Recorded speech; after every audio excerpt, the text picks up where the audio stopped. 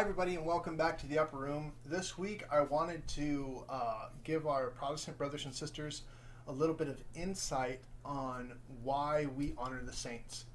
So, first off, let's start off in how does someone become a saint? And how does the church even say that this person is worthy of becoming a saint? Because they're not God, right? So, Protestants have a problem with this. And as I once did too, before I had someone redirect my thoughts a little bit better. And it makes perfect sense. So if someone passes away, if someone dies, and two healing miracles happen attributed to their death, in other words, someone with an incurable disease asks for the intercession of this person, or they come to this person's grave, or something happens involving the body, of moving the body to be buried or something like that.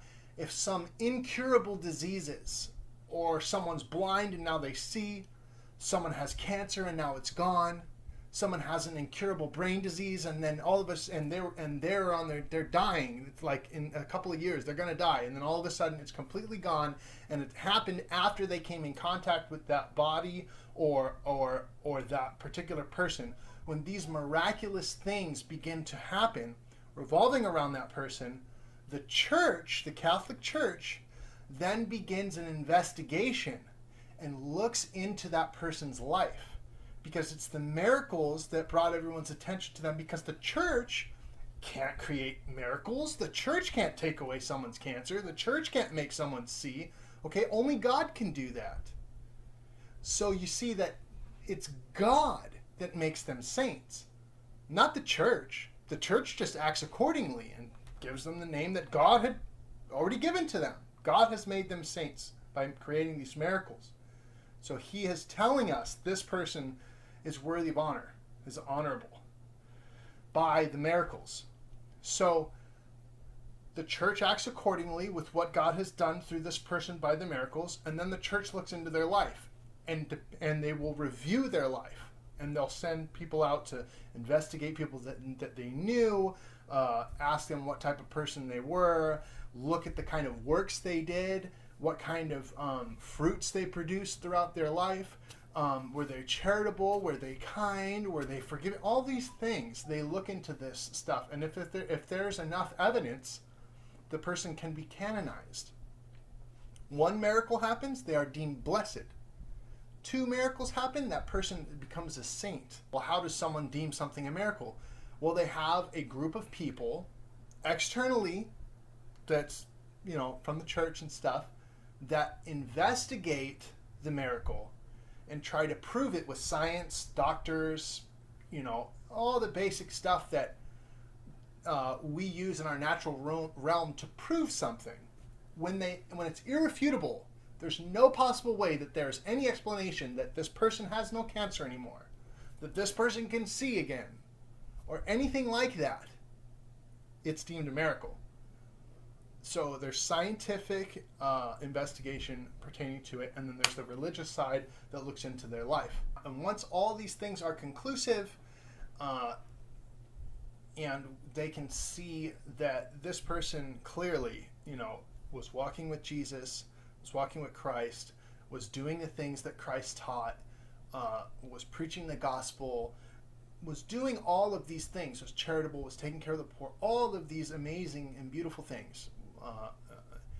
Clearly this person had a relationship with Jesus Christ that was very, very powerful. And once that's deemed true, the person will become canonized. What canonized means is, well, we have our Bible, right? So I have my Bible, which is about this thick, and it's the Catholic Bible, and it is the Catholic canon. Okay, it is the canon. Protestants have their own Bible. It's the Protestant canon, okay, which was taken from our Bible, but they removed several books. They removed several books from it, stuff that they didn't really believe in. Didn't mean that if this isn't true, it's just stuff they didn't agree with. This could be totally true, but some people didn't agree with what was written in here, so they changed it. So that's what canonization means. It means that this person is recognized by the church because God created miracles in their life, and based off of the church's investigation to their life, they deemed them a saint because God made them saints, not the church. Which means that this person who is deemed a saint is a living, breathing example of the Bible. Living proof of Christ's teachings in action. By all of these investigative elements coming to a head, they agree on this. So that's how someone becomes a saint. So why would recognizing someone as a saint with the miracles and everything, why would this be so important? Well, God made them a saint with the miracles for a reason, to bring attention to them so people can see them and see their lives and review their lives.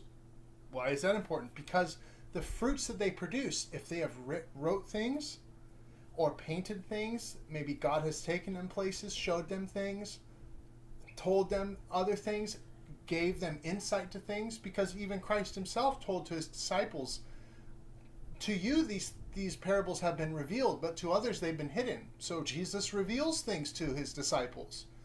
And if some of his disciples write things, because he still calls people today, what they have written is the truth.